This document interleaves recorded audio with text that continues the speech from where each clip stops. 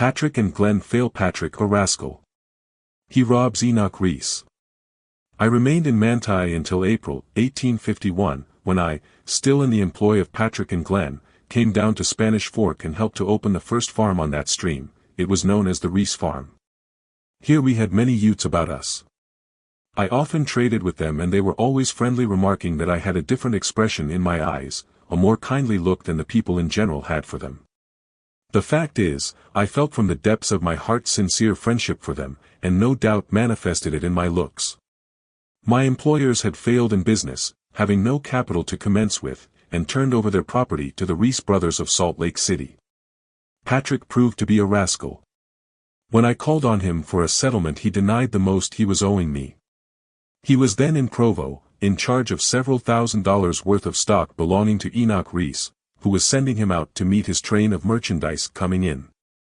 He was to meet it at Green River. One was determined to make him pay me before he went on. Finally, he offered to settle by arbitration, naming a person. I felt safe with this proposal and asked him if he would abide the decision if I would. He answered yes. I felt sure of the money, for I had great confidence in the person chosen.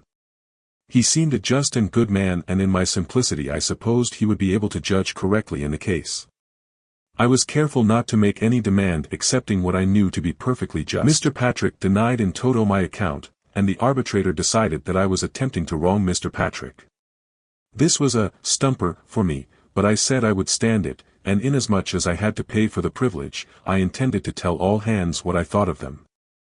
I then told the arbitrator that he had believed a lie and condemned the truth, that some day he would know it, and that Mr. Patrick would get away with Brother Reese's property, for he had proven himself a thief. Enoch Reese was present and resented what I said, telling me to stop talking, but I made my little speech all the same.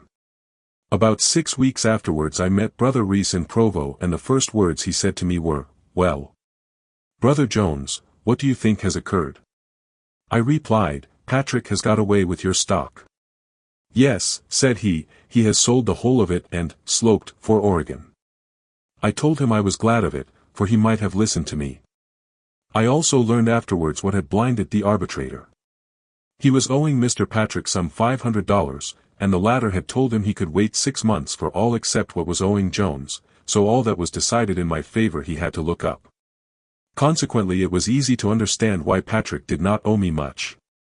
I had not belonged to the church long, but if anyone had hinted to me that my faith was shaken in Mormonism by this unjust decision, I should have resented it as an insult.